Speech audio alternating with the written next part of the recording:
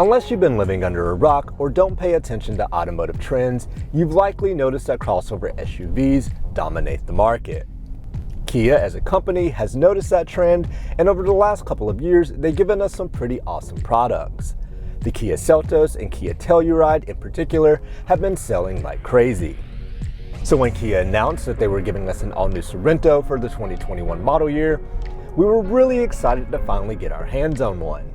And today is our lucky day because I am currently in an all-new 2021 Kia Sorento, and in today's video, we're gonna see what it has to offer.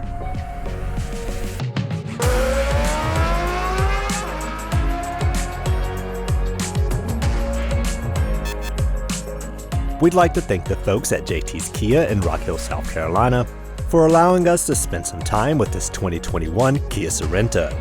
JTs Kia has a nice selection of new and used vehicles, so if you're in the market for a new vehicle, certainly check out the folks at JTs Kia. The Kia Sorento was originally introduced in 2002, and it has been one of the company's most recognizable and best-selling vehicles. The Sorento will be offered in 5 trims, which include a turbo hybrid and off-road inspired X-Line trim. Front-wheel drive and all-wheel drive are also available throughout the lineup. We will be sure to bring you a review of different trim levels as they become available. The one we have here is a 2021 Kia Sorento S with front-wheel drive, painted in the $445 optional sapphire blue. Kia describes the styling of the new Sorento as a steady and stylish architectural structure defined by sharp, modern lines and accented with high-tech details. They're aiming to make the Sorento look more like big, boxy, and rugged body-on-frame SUVs of old versus the newer, softer unibody crossovers. They do this by starting with the very square shape up front. The hood has chunky accent lines that help give the Sorento a sense of height. The grille and headlights extend to the very top of the front end at the point where the hood begins. All Sorentos come with LED headlights. In this S trim, the low beams are LED reflectors, and the high beams and turn signals are halogens. The higher trim SX will come with the more advanced LED projector setup. EX and SX trims will also get LED fog lights. All models have LED parking lights, which is a key feature of the Sorento's design. I think they add a very dynamic element to the overall look. Because the light does dip into the front bumper some and extends underneath the headlights, it helps to give the front end a sense of width and length. The S trim has a sportier front bumper with functional air venting. The grille and trim around the lower portions of the bumper are finished in gloss black treatment. Underneath the bumper is a hyper silver front skid plate. Kia has certainly been in the zone with updating products in their lineup and introducing all new models. It seems as though each vehicle they release with the company's new design language is better than the last. That certainly applies to the all-new Sorento. If we were doing this review simply on the front end styling, we would conclude that the Sorento is bold, aggressive, elegant, and beautiful.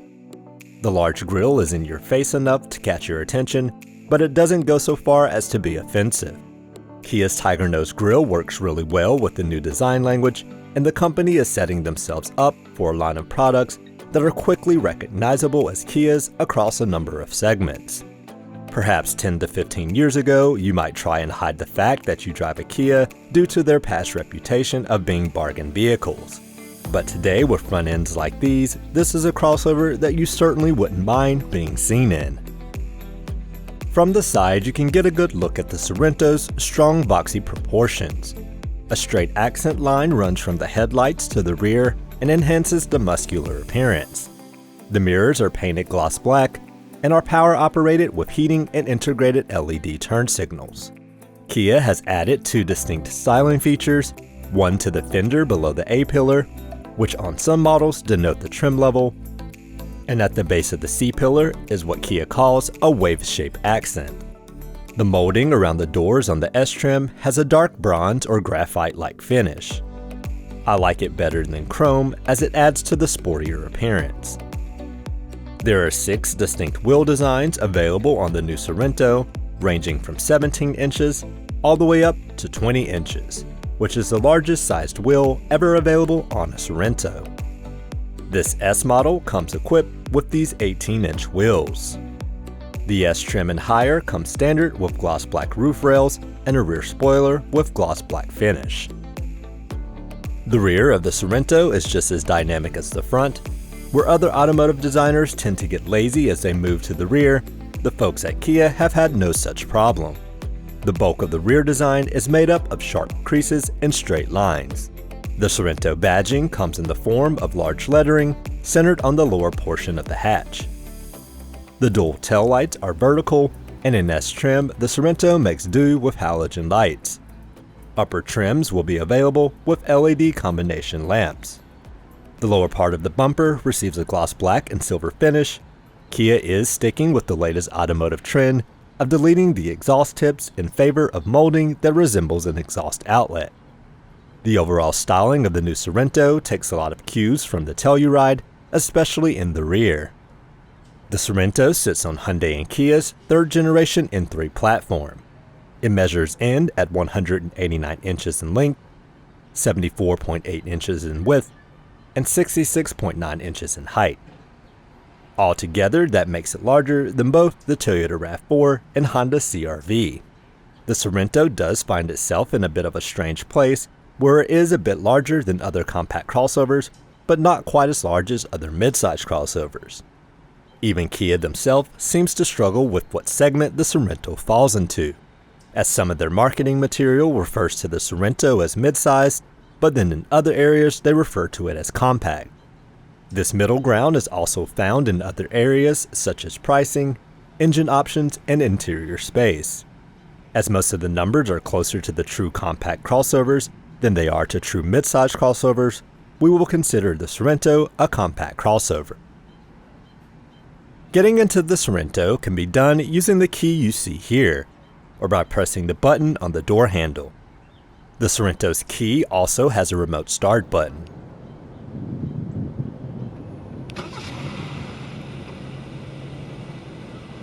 This feature is standard on all but the LX trim.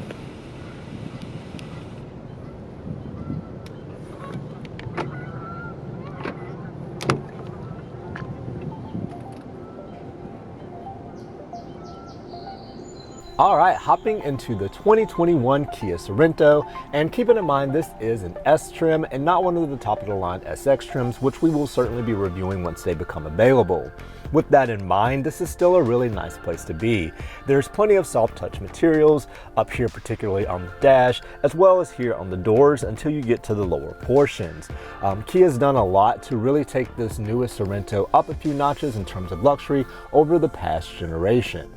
And as I always like to mention with these newest products from Kia, everything feels really sturdy, there's no squeaking and cracking, and everything seems really well put together.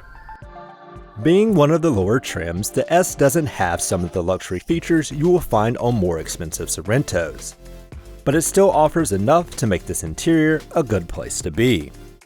The center console contains an 8-inch touchscreen with plenty of connectivity options.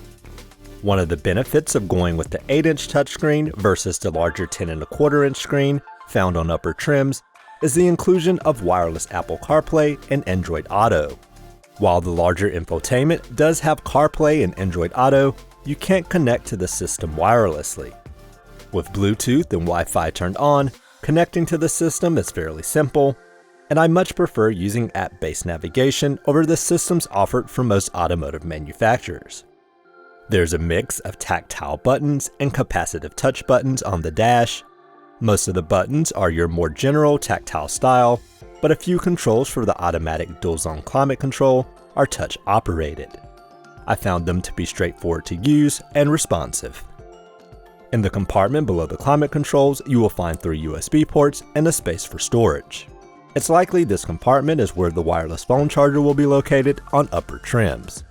On the lower console, you will find the switches for the heated seats. Further back are buttons for parking and auto start-stop, hill descent, and a knob to adjust the driving modes between Smart, Sport, Eco, and Comfort.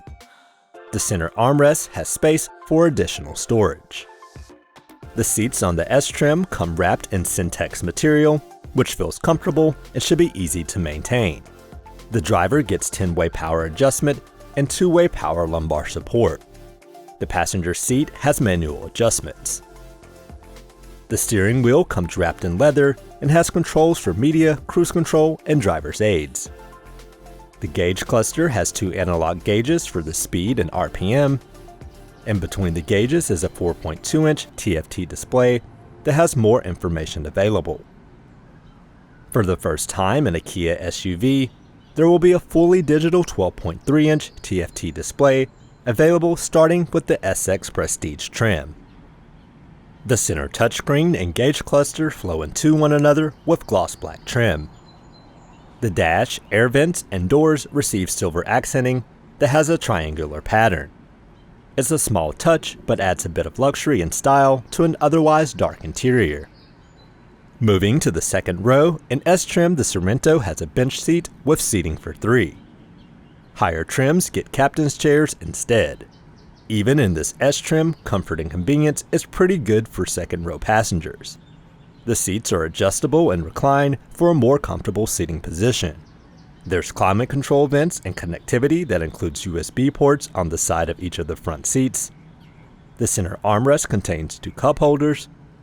The floor is nearly completely flat, which helps with comfort for passengers sitting in the middle seat. The quality of materials in the second row is a bit lower than the quality up front, which is pretty common in this class of vehicles. What isn't common is standard third row seating. Unlike the RAV4 or CR-V, the Sorento offers seating for either 6 or 7 passengers. Using the third row does eat into the cargo space quite a bit, but for customers with small children, it's great to be able to choose between more seating or more cargo space. Up front, the Sorento has 40.3 inches of headroom and 41.4 inches of legroom. Second row passengers get 39.1 inches of headroom and 41.7 inches of legroom. While the third row space is tight, at 5'9" I found it pretty reasonable to get in and out of. Headroom was surprisingly decent at 36.8 inches, but legroom was a very tight 29.6 inches. Again, for smaller children, this space will work just fine. There's USB and 12-volt connectivity in the third row, as well as buttons to lower the second row seats. Getting into the rear cargo area can be done through the liftgate. In S trim, the Sorento doesn't have a power liftgate, but I did find the lift struts do a good job at lifting the gate once it's slightly open. Cargo space is a small 12.6 cubic feet with the third row up. With the third row down, that space grows to a sizable 45 cubic feet. Fold down the second row and the Sorento offers 75.5 cubic feet of cargo space. It's very simple to put all the seats up and down, making it easy for owners to switch between room for passengers and room for cargo. Underneath the floor is a bit more room for storage and a jack. This Sorento is also equipped with the $1,300 panoramic sunroof package, which also adds interior LED lighting. The S trim comes with the push-button ignition. Let's press the button and start it up.